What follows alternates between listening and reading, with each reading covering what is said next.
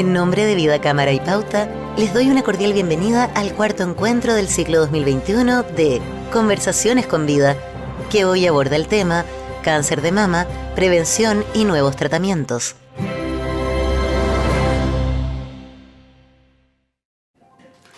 Bienvenidos todos a una nueva conversación con Vida creada aquí por Pauta y Vida Cámara. Soy Isabel Plant y tengo el agrado de dirigir la conversación Cáncer de mama, prevención y nuevos tratamientos. Estamos en octubre, mes en que todo el mundo se transforma y se viste de rosado justamente para llamar la atención sobre la prevención del cáncer de mama. Y hoy día tenemos una invitada experta en este tema desde varios ámbitos y dedicada muchas décadas justamente a la cirugía del cáncer de mama. Estábamos con la cirujana oncóloga de la clínica alemana, doctora Yamil Camacho. ¿Cómo está, doctora? Hola, buenos días, un gusto de estar aquí y muchas gracias por la invitación. Felices nosotros de hablar de este tema que obviamente es de primera importancia. Vamos a tener varias etapas en la conversación para los que nos están escuchando. Antes de partir, les quiero recordar: sacar el pase de movilidad para estar tranquila toma 5 minutos. Hacerte el autoexamen para el cáncer de mama y prevenir también. Porque hashtag todas salimos después del toque. La invitación hoy día durante la conversación va a ser justamente a no solamente ir a hacerse su mamografía, sobre todo si la tiene atrasada, sino que también palparse, porque es muy importante dentro de la prevención. Perdón. Vamos a partir, doctora Camacho. Yo quería preguntarle cómo se especializó usted en el mundo de la cirugía del cáncer de mama, donde ya lleva tantos años, porque entiendo que no fue su primer amor en el mundo de la medicina. No, la verdad que yo entré a estudiar medicina en Concepción y siempre, no me preguntes por qué, siempre quise ser cirujana y no había muchas cirujanas mujeres. Por lo tanto, me vine a Santiago, al Hospital Salvador, a mi querido Hospital Salvador, y estuve muchos años como cirujana general, muchos años, y me encantaba. Y de repente un amigo mío me dice, oye, me dice, ¿por qué no vas a hacer mama, estudia mama? No, le decía yo. Pero se lo preguntaba como, ¿tú que eres mujer, por qué no estudias mama? Una cosa como que vas así. A tener una vida más tranquila.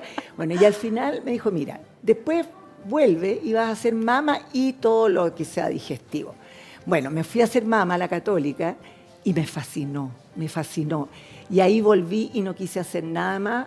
Armamos la unidad de patología mamaria del Área Oriente, primero en El Salvador, después nos fuimos al Hospital Tisné, donde hasta el día de hoy es una unidad muy bonita que funciona muy bien, y después me fui a la clínica alemana, donde estoy en el centro de la mama también. Y teniendo en cuenta su experiencia profesional, usted lo ha contado en otras entrevistas y mucha gente que la conoce, yo creo que para algunas pacientes incluso debe ser importante tratarse con usted. Usted en un minuto, trabajando en esto, tiene su propio diagnóstico de cáncer de mama. Entiendo que se palpó y se pilló el cáncer porque ya se había hecho la mamografía. Claro. Bueno, durante muchos años yo no le conté a nadie, ni a mis pacientes, nada, porque yo seguí igual trabajando. Entonces, en retrospectiva, después la paciente, cuando salió esta entrevista que me hicieron después de 10 años de haberme enfermado, las pacientes me decían, o sea, tú me operaste cuando tú estabas en tratamiento. Haciéndose la quimio, claro. Yo lo que tuve fue lo que se llama un cáncer de intervalo. Por eso que encuentro, hay gente que mira en menos el autoexamen. ¿Eh?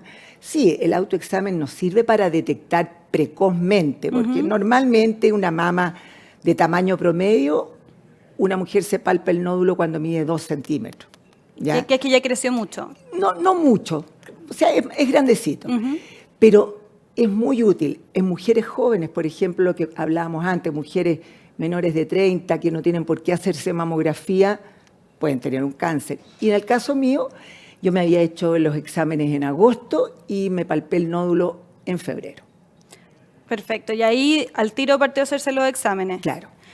Y eso, doctora Camacho, es un terremoto para cualquier mujer. Yo creo que tiene ahora muchas opciones, pero ¿cómo fue para usted? Debe ser muy distinto para alguien que lo trata y tiene como toda la otra visión, ponerse no solamente en la camilla de pacientes, someterse también a quimio, le da otro entendimiento también del trato a los pacientes al futuro. ¿Cómo fue para usted ese cambio de doctora a paciente? Bueno, es un terremoto, pero tenía la ventaja de dedicarme al tema. Por lo tanto, donde más se mejoran pacientes oncológicos es las que tienen diagnóstico de cáncer de mama. Yo sabía que el cáncer de mama uno podía llegar a mejorarse, porque los tratamientos son muchos. De hecho, en estos casi 17 años que llevo operada, han aparecido un montón de cosas nuevas, ¿ya? Entonces, en eso fue tenía como mucha esperanza. En el caso mío, me sirvió mucho seguir trabajando, saber que podía seguir trabajando. Me sirvió mucho tener un gran equipo médico, que fue un gran apoyo. Y el apoyo de mi familia, de mis amigas. No puedo decir que fue una linda experiencia, pero sí fue una experiencia crecedora. Y después, como doctora, me sirvió mucho. Porque sin querer, por ejemplo, uno antes le decía a las pacientes, pero si se te va a caer el pelo, te va a volver a crecer. Como, claro, ¿qué importa? Claro, bueno, pero pucha, que demora en crecer. Y el momento tal vez más duro para una mujer es cuando uno se mira al espejo peladita. Claro. O cuando te miran en la calle con cara de pena, ¿ya? Y hay que vivirlo para sentirlo. Claro, en eso el cáncer, por las quimioterapias, la radioterapia y que uno se le caigan hasta las cejas, es algo que uno trae hacia afuera, aunque sea algo interno, como lo que usted dice, en la calle te miran o te tratan distinto, y es difícil como paciente el tener algo interno y externo al mismo tiempo. Bueno, a mi hijo una vez le preguntaron, yo tengo un solo hijo, ¿cuál fue la peor parte? Y él dijo, él tenía tenía 17, 18 años. Dijo, lo peor era que cuando íbamos al supermercado con mi mamá, todo el mundo la miraba con cara de pena y me miraba con cara de pena a mí. Y él decía, oye, si supieran que mi mamá sigue trabajando, sigue operando, se ríe, hace sus cosas.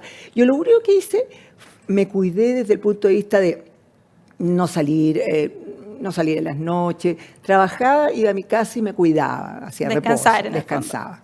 Perfecto. Después de esta experiencia, entonces, obviamente cambia también las cosas para usted y creo que, por lo que veo, el cáncer de mama no solamente era algo que usted se dedicaba a una cruzada, también la prevención, el tratamiento. Hablemos un poquito de lo que está pasando hoy día con el cáncer de mama en nuestro país debido a la pandemia, pero estábamos hablando fuera de micrófono, doctora Camacho, que tampoco es tanto por la pandemia que haya tantas mamografías atrasadas. Teníamos una cifra que vamos a revisar, que me mandó la doctora Camacho, muy matea. Por ejemplo, para que todos los que nos estén viendo acá por Pauta y Vida Cámara se hagan una idea. 70% cayó el número de mamografías durante el confinamiento. Hay 1.659 muertes por cáncer de mama en el 2019 y la tasa de incidencia ajustada por edad de cáncer de mama en nuestro país es de 37 por cada 100.000 habitantes. Esto obviamente es una preocupación porque, como usted decía antes, doctora Camacho, si es que uno se detecta a tiempo el cáncer de mama, tiene una cura, tiene una solución.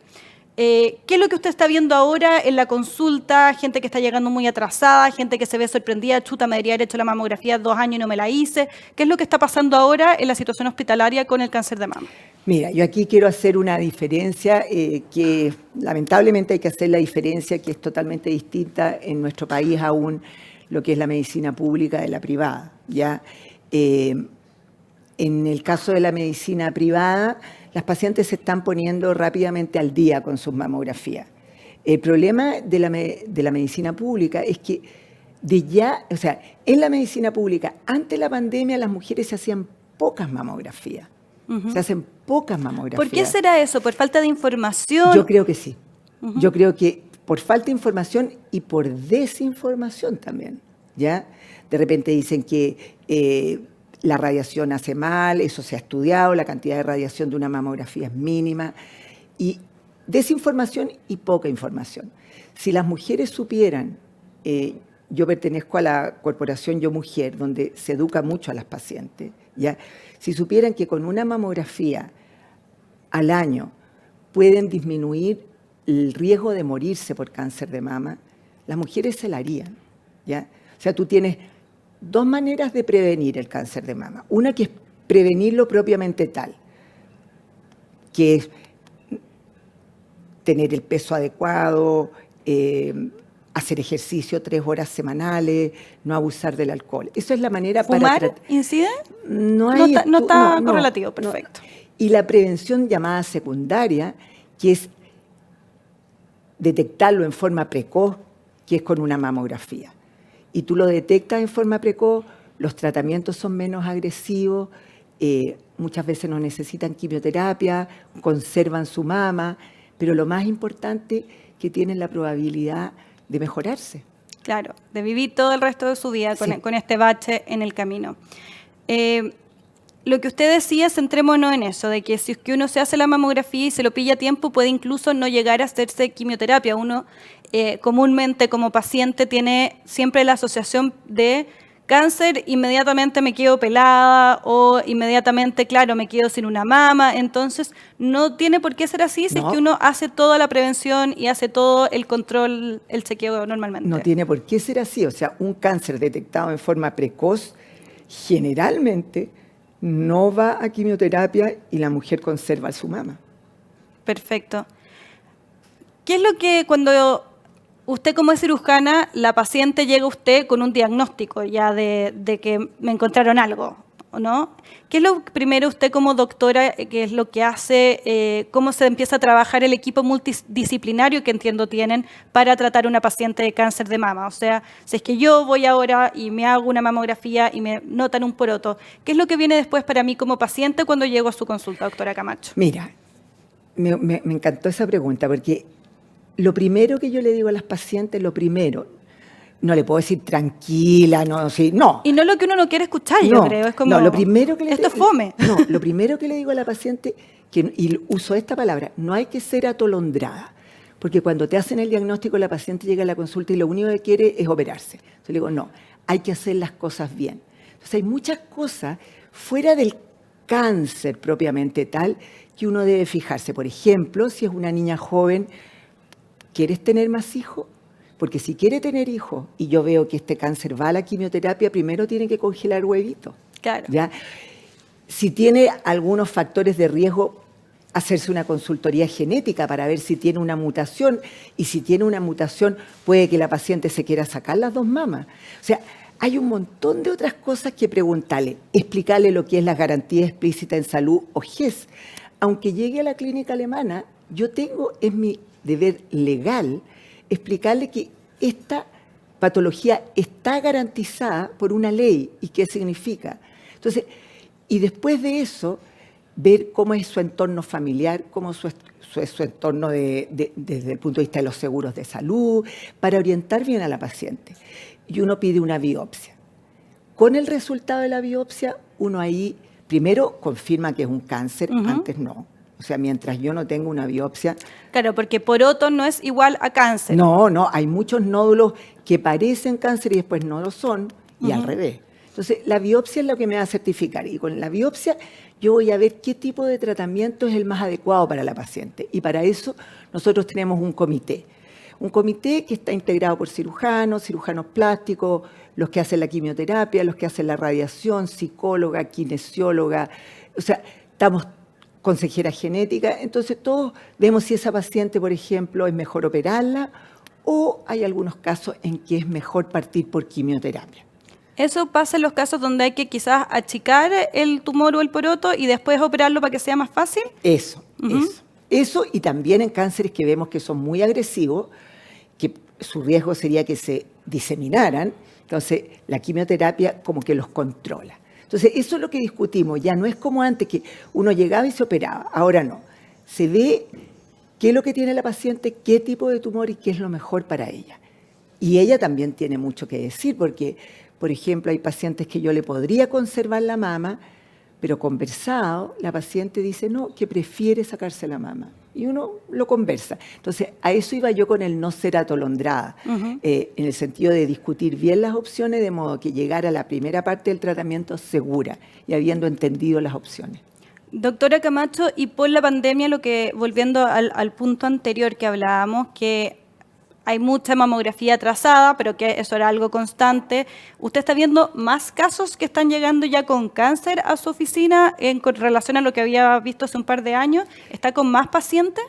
Yo tengo la sensación que estoy con más pacientes, ahora siendo formal. Sensación ambiente, claro. Sensación, pero el año pasado hicimos un estudio, comparamos abril, mayo, junio, julio del año 2019 con el 2020, no lo he hecho con el año. Y por lo menos en el centro de mama de la clínica alemana tuvimos más o menos el mismo número de cánceres operados nuevos. Perfecto. Y tampoco nos llegaron cánceres más avanzados, pero no sé, no he comparado todavía 20 con 21. Tengo la sensación ahora que estamos operando más cánceres y eso lo vemos por la cantidad de pacientes que presentamos a la reunión. Y doctora Camacho, usted como sobreviviente del cáncer, ¿le llegan pacientes que le digan, yo quiero con usted porque usted sabe lo que yo estoy viviendo? ¿Sí? Sí. Es una conversación que se da. Sí, se da. Y ya, antes a mí me complicaba mucho. Ahora no me complica. Mira, esto fue una periodista la que me hizo entender. En la revista Ya salió eso. Sí, la Paula Escobar me hizo entender que esto podría ser útil. Y la verdad que sí. Por ejemplo, a mí me sirve mucho para tomar en cuenta, por ejemplo, a la mamá. Uh-huh. Si bien la paciente es el centro y ella es la que debe opinar y ella es la que debe hablar, pero siempre miro a la mamá, porque yo me acuerdo de mi mamá, de mis papás cuando yo les fui a contar. La mamá es aquella persona que va a sufrir en silencio, pero va a estar al lado. Yo siempre le digo, mira, a veces las pacientes como que no quieren informarle a la mamá porque se va a preocupar. Y yo le digo, ¿sabes qué? No, olvídate, tienes que decirle a tu mamá. Porque tu mamá va a adquirir una fortaleza que sacamos las mamás y vas a volver a ser su niñita y ella te quiere cuidar. No la hagas a un lado. Igual que con los hijos. Uh-huh. A los hijos no hay que mentirle. Cada uno en la edad hay que explicarle las cosas. Y esto porque los niños siempre saben, siempre descubren.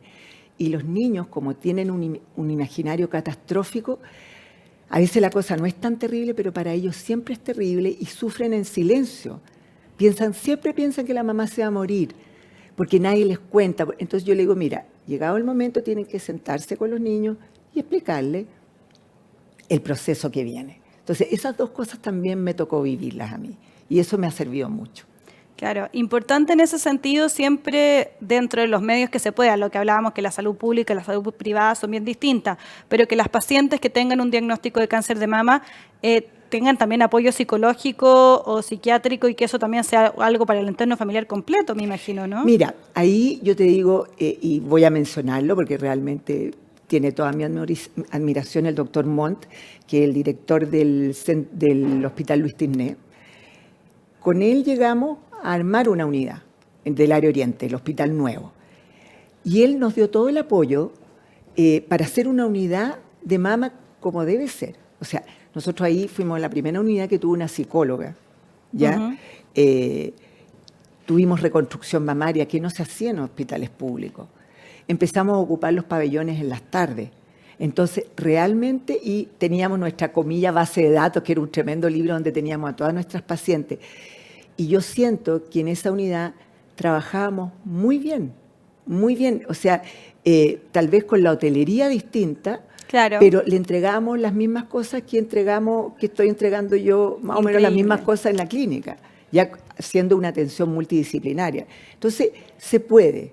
Yo creo que se puede en los hospitales. Vamos ahora a recordarles que para sacar el pase de movilidad, para estar tranquila, toman 5 minutitos. ¿Y saben qué? Que para hacerse el autoexamen para el cáncer de mama y prevenir, también. Porque todas, #salimos después del toque. Estamos acá en una nueva conversación con Vida, hablando de cáncer de mama, prevención y nuevos tratamientos con la doctora Yamil Camacho de la Clínica Alemana, cirujana oncóloga. Y estábamos hablando en un momento de cirugías, de cuándo se decide y si se saca mama o no se saca mama, de qué es lo que se hace dependiendo del cáncer, doctora Camacho. Las cirugías de hoy, por lo que entiendo, se han transformado en algo menos invasivo de lo que era hace 10, 20 años. La tecnología ha avanzado mucho, de repente ya no es el tremendo tajo, son 2 hoyitos pequeñitos que uno dice cómo sacan el tumor por ahí los doctores. Cuéntenos un poco cómo ha avanzado desde que usted trabaja en esto, en beneficio de la paciente, por supuesto. Bueno, cuando partió la cirugía de cáncer de mama con Halsted, se sacaba la mama, los músculos pectorales y las 3 barreras ganglionares axilares. O sea, el cuerpo quedaba bien deteriorado. Yo alcancé, nunca hice esa cirugía, pero alcancé a controlar pacientes. O sea, se veían puras costillitas, claro, y los brazos gordos. Después se modificó y ya no se sacaban los músculos. Después vino Veronesi y Fischer, Veronesi en Italia, Fischer en Estados Unidos, que compararon la cirugía conservadora con radiación con la mastectomía total y vieron que tenían las dos la misma probabilidad de mejorarse. Entonces ahí entró la cirugía conservadora. Después apareció el ganglio centinela. Entonces no a todas las pacientes hay que sacarle todos los ganglios, solamente las que tienen enfermos. Y ahora incluso hay pacientes que tienen el ganglio enfermo y no hay que sacarle los ganglios. Entonces cada día la cirugía es menos, como dices tú, invasiva y menos mutilante. Y lo otro también son los grandes avances en reconstrucción mamaria. Exactamente, le iba a preguntar también porque mucha gente puede pensar de desconocimiento que ya me quedé sin pechuga o sin seno y puedo vivir así, no puedo vivir así. La importancia que tiene recuperar el cuerpo tras este trauma del cáncer de mama. Mira, la imagen corporal de uno es algo muy personal. Yo tengo algunas pacientes que no se han hecho reconstrucción mamaria y están tranquilas, teniendo la opción de hacerlo, ¿eh? Pero por lo general, y esto es independiente de la edad, la imagen corporal importa.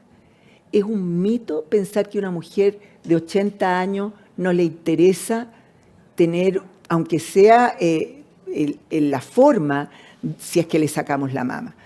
Entonces, siempre yo creo que es el derecho de toda mujer tener la opción de reconstrucción mamaria, salvo que médicamente esté contraindicada. Uh-huh. Hay casos en los cuales uno no los puede hacer, pero si se puede, es su derecho. Y ella verá cuáles son las opciones junto con el médico que sea lo más adecuado para ello. Y normalmente lo hacemos en el mismo acto quirúrgico. O sea, yo estoy en el equipo oncológico, extirpo la glándula mamaria, el ganglio centinela, salgo de pabellón y entra el equipo reconstructivo.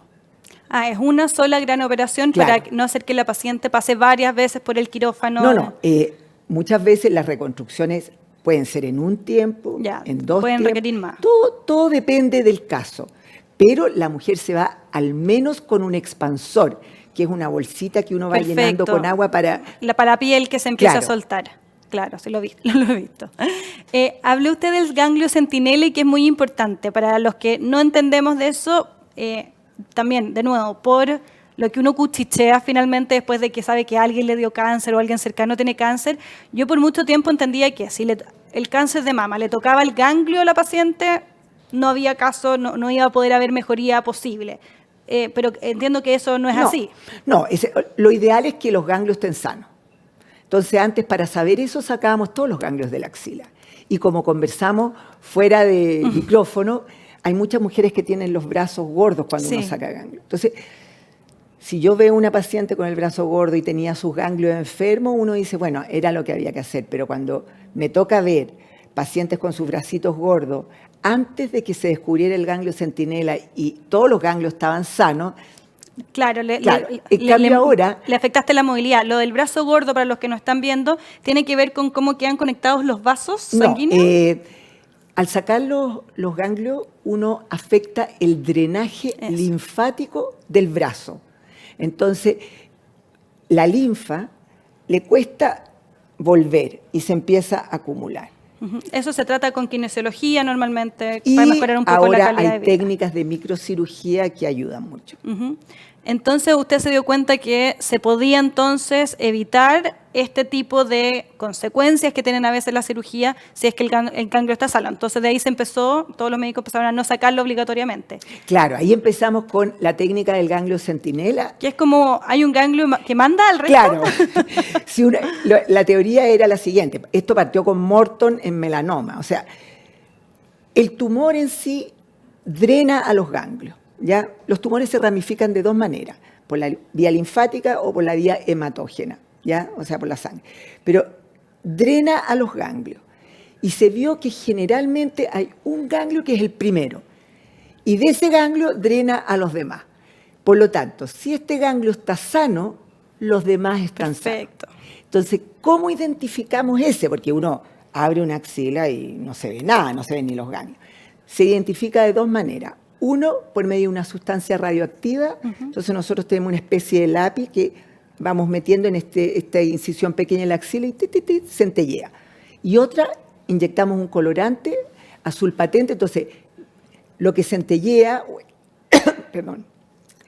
y lo que está azul, ese es el ganglio. Perfecto. En todo este año, tomé agüita nomás, estamos con la doctora Yamil Camacho, cirujana oncóloga de la clínica alemana, hablando de cáncer de mama, prevención y nuevos tratamientos acá en Pauta y Vida Cámara. Doctora Camacho, en todos estos años, con todos estos adelantos que usted nos ha contado, o sea, hacia allá están yendo la cirugía, menos invasiva, mejores reconstrucciones. ¿Usted está viendo más sobrevivencia y mejor calidad de vida en las pacientes de cáncer de mama de cuando empezó a tratarlas? Como para hablar de cosas como esperanzadoras. Yo, viéndolo a usted, conociéndolo a usted, creo que dentro de lo que se dedica es una persona bastante optimista y como que del trabajo que se puede hacer con las pacientes. Sí, es que lo que pasa es que no es que yo sea muy optimista, sino que realmente el cáncer de mama detectado a tiempo tiene tratamiento. Es donde más se avanza oncológicamente, ¿ya? Cada día impactamos menos en la imagen corporal. Todavía nos faltan cosas que tenemos que ir mejorando. El apoyo, por ejemplo, todo lo que es el apoyo psicológico, se lo estamos dando a las pacientes. Todo lo que es la parte hereditaria, que a veces da tanto susto. En este minuto hacemos un examen de saliva que se va fuera de Chile. En 15 días tenemos el resultado. Eso es increíble, porque claro, estábamos hablando fuera de micrófono de Angelina Jolie.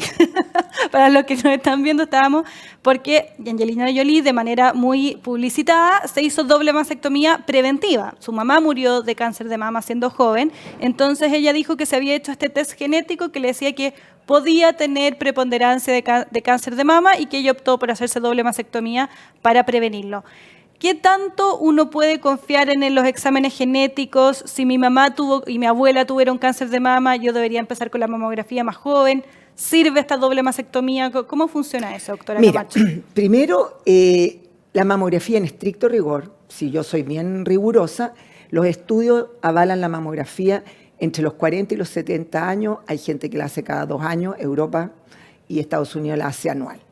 ¿Ya? Eso lo antes de los 40 con nosotros en Chile decimos que sería bueno que se hagan una mamografía entre los 35 y los 40 años y si uno tiene antecedentes familiares debe empezar antes. Perfecto. ¿A qué me refiero? Por ejemplo, si yo tengo una tía que tuvo un cáncer de mama a los 40 años, yo tengo que empezarme a hacer los exámenes a los 30 años. Ya, no es solamente mi mamá directo, puede ser la tía. No, la tía, la abuela, Perfecto. La prima.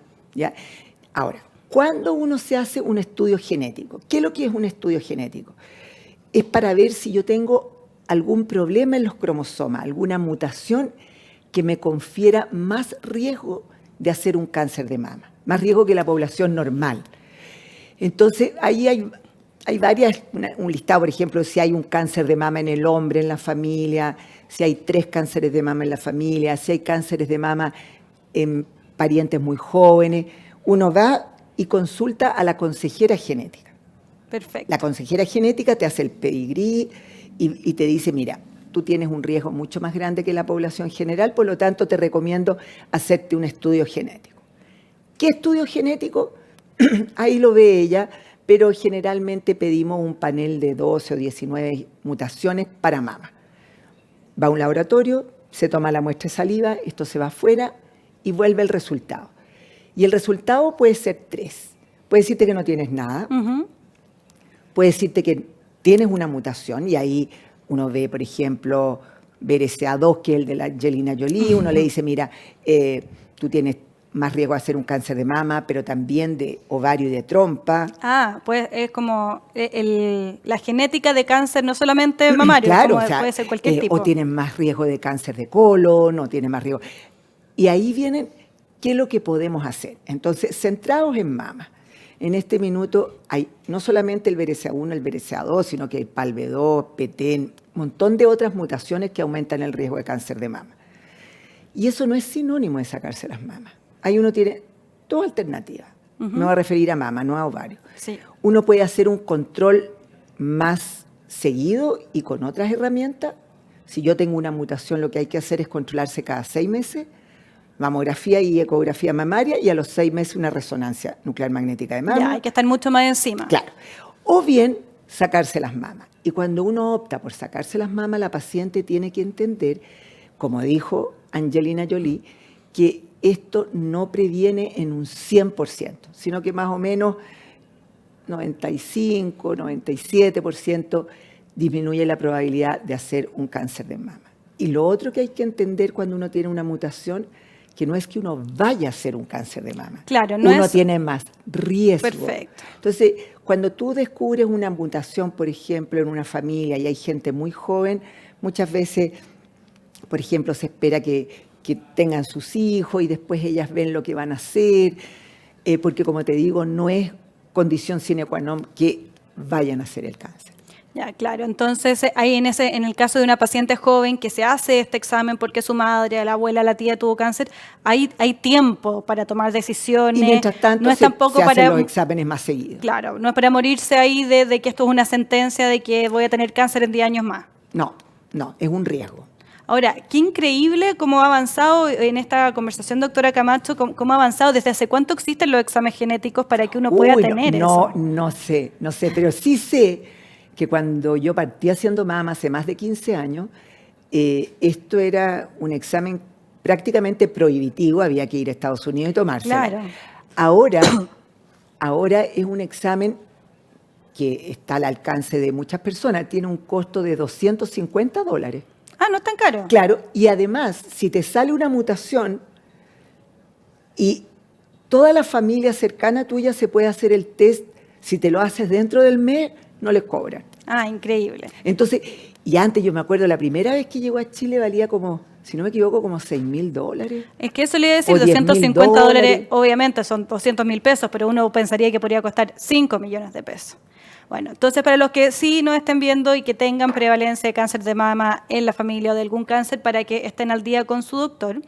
Y hay un tema, porque obviamente, doctora Camacho, hemos hablado mucho de las mujeres, la reconstrucción. Hay un tema que obviamente es menor por cantidad de población enferma, pero los hombres también pueden tener un diagnóstico de cáncer de mama que más encima viene asociado a otro tipo de, no sé, prejuicios y demás. Estaba viendo en las cifras que usted me mandó que mujeres y hombres con diagnóstico de cáncer de mama hasta julio de este año en el sistema público eran 2.451 mujeres, solamente 7 hombres. Es realmente un porcentaje ínfimo, pero existe. ¿Usted le llegan a la consulta también hombres que tengan este diagnóstico? ¿Y cuál es la aproximación distinta? Porque para, me imagino, un paciente hombre, tener un diagnóstico de cáncer de mama debe ser doblemente complejo en lo psicológico, por lo menos.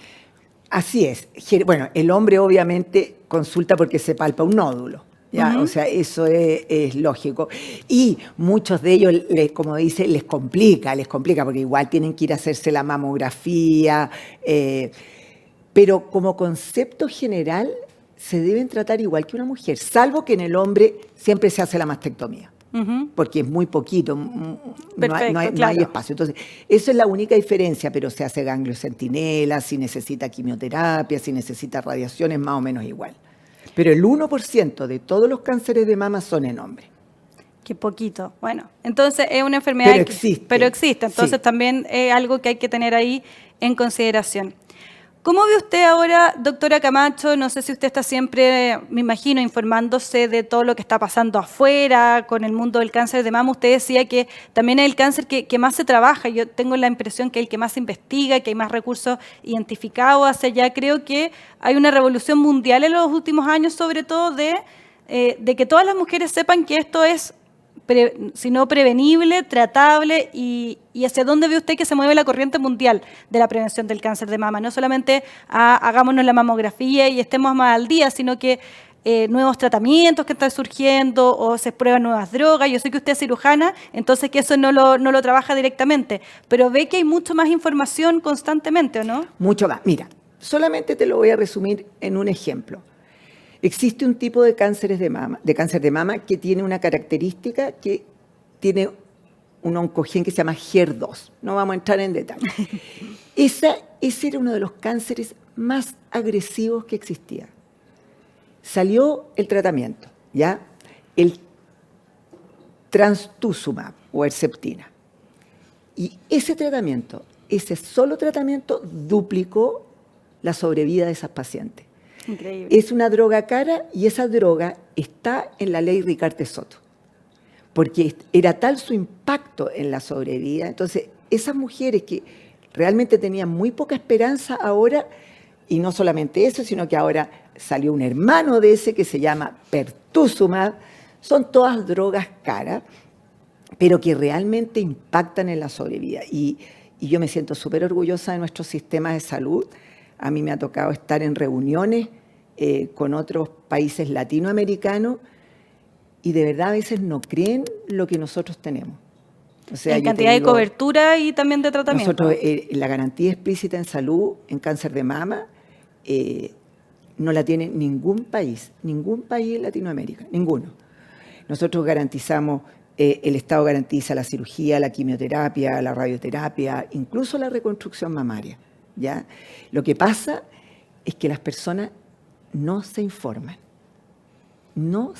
Entonces, si yo siempre que una paciente, a mí me consultan también por segundas opiniones, pacientes de hospitales públicos, y yo le digo, lo primero que tiene que hacer es sentarse y leer cuáles son sus garantías, porque estas garantías van acompañadas de un tiempo. O sea, salvo en pandemia que se suspendieron las garantías por razones que todos conocemos, pero en tiempos normales no es como antes que la paciente llegaba, bueno, y la operamos cuando haya pabellón, 2 meses. No, ahora existe tiempos limitados y acotados legalmente.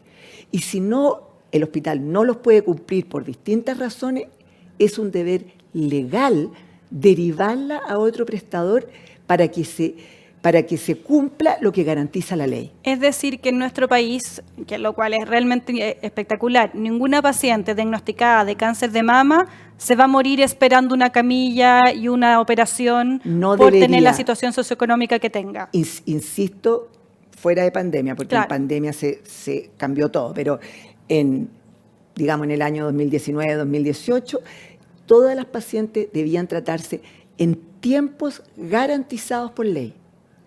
Y esto otro que te dije, y esto que era de alto costo, entró a la ley Ricarte Soto. O sea, tienen Herceptina las pacientes. Doctora Camacho, hemos hablado mucho, de su experiencia como doctora, como paciente. Hemos hablado de prevención, de mamografías, de cuál es la situación en nuestro país, que es bastante ventajosa si es que uno lamentablemente llegara a tener ese cáncer. Me gustó mucho que usted nos dijera, no es algo que a mí me fascinó tener cáncer, no es una experiencia feliz, pero una experiencia crecedora. ¿Qué cree usted que podríamos hacer como sociedad, como pacientes, como doctores, para que justamente más mujeres se vayan a hacer la mamografía? Donde usted decía es desconocimiento, es desinformación.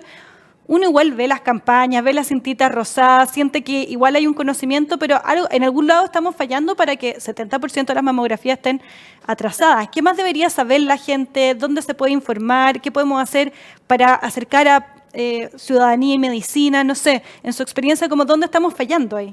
No, mira, uno ve cintitas rosadas, ve un montón de cosas en octubre. Yo creo que esto debería ser constante, debería haber una cosa como educación a nivel de consultorios de enero a diciembre. Hay algunos países que, por ejemplo, para renovar la licencia de conducir tiene que tener su mamografía al día. ¡Ay, qué buena idea! O sea, un montón de cosas, pero yo creo que en la práctica, yo te digo, si cada uno de nosotros, si cada persona que ha escuchado este programa convenciera a 5 de mujeres que la rodean, ya hacerse su mamografía, ya sería un gran avance. Si a veces esto es un trabajo como de hormiga, digo yo. ¿Ya? Entonces, tú convences. A mí me pasó cuando yo me enfermé, todas mis amigas se fueron a hacer mamografía. Eso pasa mucho también. Mi mamá, mi suegra, alguien tiene y partimos todas a hacerse la mamografía. Bueno, eso no esperar que alguien se enferme, pero conversarlo. Conversarlo. Después de todo este trabajo, de todos estos años en pabellones, operando, después de usted ser sobreviviente de cáncer de mama, doctora Camacho, ¿cuáles han sido creo que debe ser un trabajo súper reconfortante el que hace usted, vaya que debe ser muy difícil, como ver que uno le da vida a alguien que pensó que podía no tenerla o todo lo que ha avanzado. ¿Qué es lo que más le gusta a usted de su trabajo y estar dedicada 100% al mundo del cáncer y a la cirugía del cáncer mamario? A mí lo que más me gusta es la relación médico-paciente. O sea, a mí lo que más me gusta es la consulta. Te soy súper honesta. La que más se beneficia con toda esta soy yo. porque los regalos que me hacen mis pacientes, los regalos en sus cartas, en su tarjeta, ahora que estuve 5 días por unas vacaciones, tuve que estar en cuarentena, empecé a ordenar muchos cajones y leí muchas tarjetas que a veces uno dice, ¿cómo una paciente te puede escribir algo tan bonito? Ese monito que tengo en mi WhatsApp, que tengo ¿cómo se dice cuando no tengo una foto mía? No, tiene en su avatar, en su eso no tiene sé como una figurita. Bueno, esa me la hizo una paciente, me la tejió una paciente durante su quimioterapia. O mis pacientes jóvenes que he operado, cuando después son mamás, me mandan las fotos de sus hijos. O una paciente que operé, doctora, hace muchos años, este año en febrero, el cumpleaños feliz me lo cantó su niñita, yo la operé embarazada. Esos son los regalos más lindos que puedo tener. O sea, yo creo que es mucho más lo que yo recibo de lo que doy. Y no es una frase cliché, es cierto, y mi familia lo saben. Ellos lo saben, porque yo siempre estoy hablando sin nombre de esta paciente, de la otra paciente. Y bueno, yo siempre estoy conectada con mis pacientes, no solamente en el tema del cáncer, sino que en un montón de otros temas, porque uno se transforma en alguien muy cercano. Pero eso es importante, porque uno a veces tiene la noción de el doctor un poquito más distante. Creo que las pacientes deben agradecer mucho cuando hay una doctora que justamente dice, no, yo no voy a poner esa barrera, más allá que sí soy médico-paciente, pero también preocuparse de más compañía y apoyo para alguien que, claro, tiene que tomar decisiones súper difíciles en un tiempo corto bajo mucho estrés finalmente, ¿no? Muy difícil. Yo te digo, yo recuerdo todo este año pasado, con la pandemia, tener que decir, yo seguí trabajando durante toda la pandemia, entonces veía a la paciente en persona, yo no hago teleconsulta, y después todo lo demás yo hacía Zoom desde mi casa. Pero era tan difícil, porque antes yo, por ejemplo, le doy la mala noticia de la biopsia, uno por último toma la mano, o es la mirada. Entonces Exacto. Ahora decirle, mira, tienes un cáncer de mama por una pantalla, es muy complejo, es muy complejo. Entonces, la relación médico-paciente en todo lo que sea la oncología es bien particular, es bien especial. Y yo te digo, no, claro, uno pasa pena. Yo he perdido pacientes, se han ido pacientes. Y los doctores no nos tenemos que olvidar que cuando ya la medicina, porque hay momentos que la medicina no puede hacer nada más, pero uno como médico puede seguir y uno ya ahí cuida, lo que dicen. Uno cuida a los pacientes, no le da más drogas, nada, y es difícil. A nosotros no nos enseñan en la carrera a acompañar a las pacientes cuando no hay nada más médicamente que hacer. ¿cierto? Pero médicamente uno sigue cuidando, ¿ya?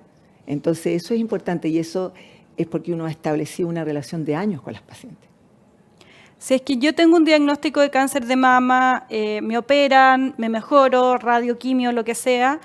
Después uno tiene que hacerse chequeos anualmente, cada 6 meses. ¿En qué minuto uno vuelve a estar de alta de un cáncer de mama o para toda la vida? Yo siempre le digo a las pacientes que no hay alta. Ya. Porque hace poco tuve una paciente que llegó 20 años después con problemas, ¿ya? Entonces uno nunca está de alta. Pero yo te podría decir que después del 5.º año, en general, como que caen las curvas de probabilidades de volver a tener. Ahora, uno puede volver a tener otro cáncer. Exactamente. En la otra mama o en la misma mama. Otro, distinto. El otro día me reía porque una escritora famosa que se llama Roxane Gay, no sé, su mamá estaba con cáncer, entonces lo ha documentado mucho en las redes sociales, lo cual creo que igual es un servicio, sí. El ver estos casos visibilizados. Y decía, ¿sabes lo más raro de tener cáncer de mama? De que la paciente igual le puede dar, no sé, apendicitis, como que a la mamá... Y es que uno piensa que el mundo se para y que el cuerpo se para y solamente va a estar centrado en eso, pero pueden pasar también un sinfín de cosas, que ojalá que no, pero también son parte de la vida. Entonces hay que estar ahí siempre atento. Doctora Camacho, ya se nos acaba el tiempo. Estoy feliz de esta conversación. Creo que usted es una mujer muy inspiradora como profesional y como mujer y le queremos agradecer el tiempo. Antes de despedirme y que hagamos un llamado final a todos a hacerse la mamografía, los estoy mirando a través de la cámara, les recuerdo que sacar el pase de movilidad para estar tranquila toma 5 minutos y que hacerte el autoexamen para el cáncer de mama y prevenir también, porque # todas salimos después del toque. Doctora Camacho, lo hemos dicho hasta el hartazgo, pero recordar, entonces mamografía de los 40 a los 70 años todos los años. Hoy, y después de los 70 también. Lo que También. pasa es que los estudios eran hasta los 70 años. En este minuto tenemos mujeres, yo veo a mi mamá que tiene 80 y tantos años y te juro por Dios que parece hermana mayor mía. Como Entonces Tuna. tienen que seguir haciéndose la mamografía después de los 70. Y para las que son más jóvenes de 40, no solamente palparse, si tienen alguna historial de cáncer en alguna rama de la familia, también ir a un doctor, por ejemplo, para que les haga una orden y la revise, ¿no? Eso mismo. Perfecto. Doctora Camacho, muchas gracias por el tiempo. Gracias a ti. Muchas gracias. Muchas gracias a todos los que nos estuvieron viendo en Conversaciones con Vida, cáncer de mama, prevención y nuevos tratamientos aquí en Pauta y Vida Cámara. Que estén muy bien.